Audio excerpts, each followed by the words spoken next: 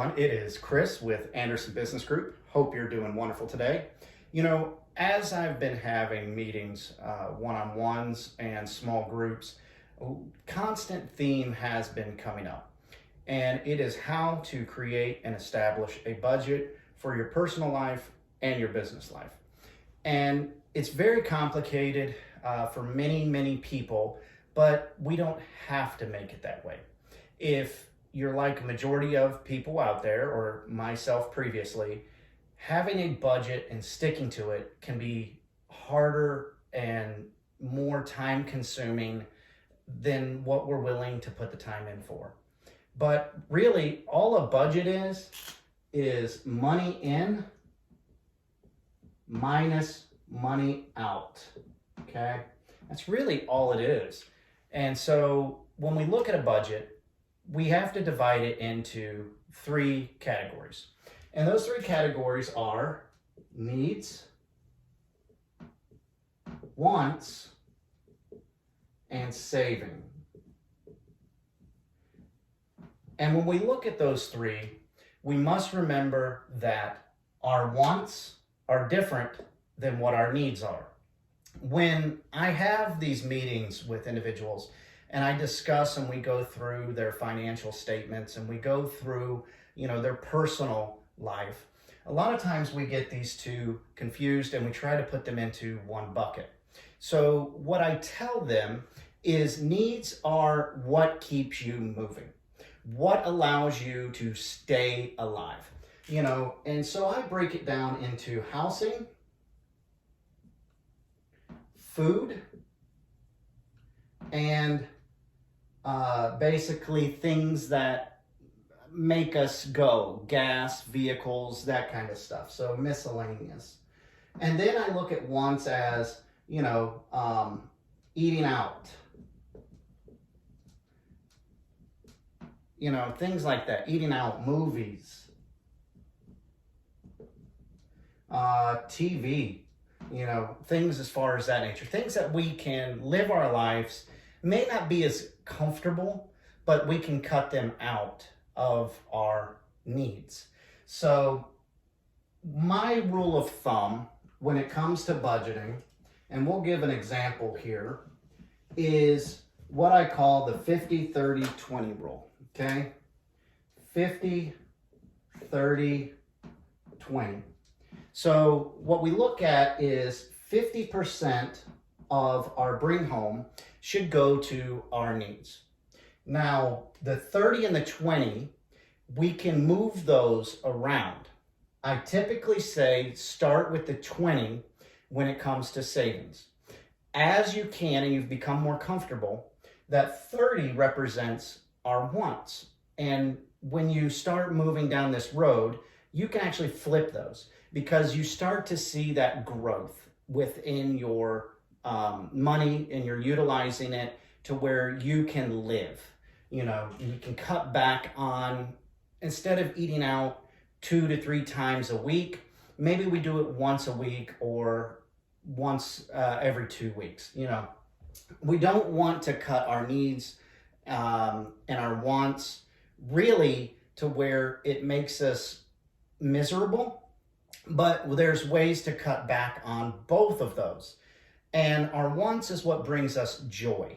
So once we change our mindset on what brings us joy and we start looking at the savings, then at that point, our mindset will evolve and say, I need to continue saving. I see the advantage of it. So if we look at a pie, that's our total income of what we make. We should be able to divide that out into 3 sectors. The 50% is our needs. Starting out, the 30% will be our wants, so we're still comfortable. And the 20% is our savings. So I'm not recommending cutting that 30% out completely. Slowly over time, we should slowly start migrating that back. Realizing that there's still alternatives for us out there to enjoy our wants without depriving ourselves. So real quick, an example is if someone brings home $5,000 per month. Now this is bring home after taxes, after insurance, after everything is taken out, 401k and things as far as that nature. That equates to $60,000 bring home. So when we start to look at it as what our needs are, that equates to $2,500. That puts our wants at $1,500 and our savings at $1,000. Now, when we break it down that way, it makes it a lot more transparent. You know, a lot of people struggle with savings. They say, I don't have enough money to put into a Roth IRA. I don't have enough money to put into a savings account on the side. But it is necessary to have 3 to 6 months of savings as an emergency fund. Just in case something happens, you need to be able to cover 3 to 6 months of continual living within your household. So my recommendation, if I make $5,000 a month, I would recommend between $15,000 to $30,000 at a minimum in an account. So if something happens, you don't change your lifestyle. You're still able to live. You're still able to do things. You know, in today's economy with post-COVID, a lot of jobs have either gone away or they've been scaled back. So we must be prepared for that. So when we look at our $5,000 that we have, our needs equate to $2,500.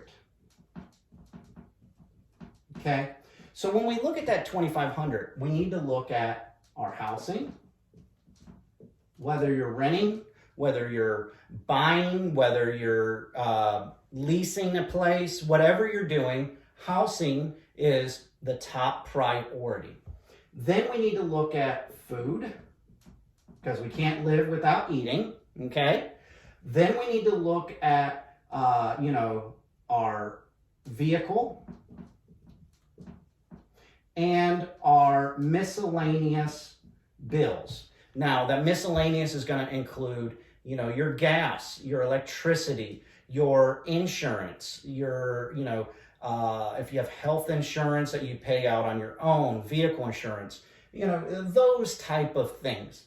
And that $2,500 can be difficult to stay under because a lot of us go out and we buy vehicles. We go out and we say, hey, that cable TV I got is a need, when it's truly not. There's a lot of alternatives to that. So we need to break it down and figure out, hey, if I do have a vehicle in here, okay, if I do have, let's say, a car or a truck payment in there, is there a way that I can get out from underneath that? Does that mean I trade it in? Does that mean that I go ahead and I put all my funds that I have towards that to be able to get it gone? I would not recommend putting all your funds at it, but maybe you make an extra payment. Maybe if instead of it being $500 a month, you pay $600, $700, to where you can get it paid off in a quicker time frame.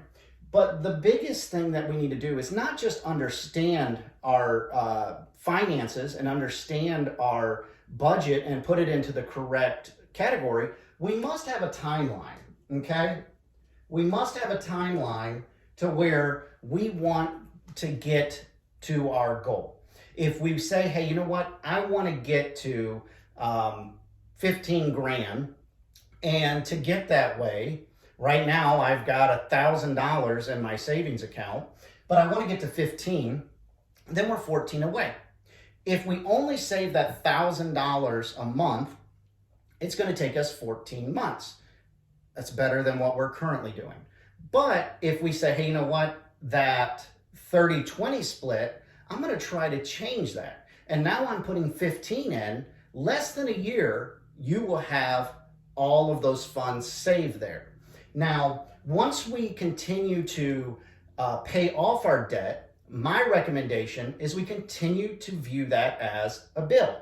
So if you do pay off a $500 vehicle, then we take that $500, we still equate it to a bill, but we either put it towards another debt to pay it off quicker, a mortgage, another student loan or something like that. But if we don't truly have those, then at that point we move it into the savings category. So we increase that. So don't always think I have to be at a 50% bills. If we can cut that back as close to zero as possible, then it allows us to live. And really, a budget is designed to allow you to purchase, to live, to have that freedom financially. And it's in a visual format. So just remember, it's not there to tell you, no, I can't spend money. It's there to tell you, yes, I can spend money, but it has to be on the correct things. So I hope this is helpful. If it is, put a comment. If you have any other questions, let me know. Like, share, and until next time, have a great one.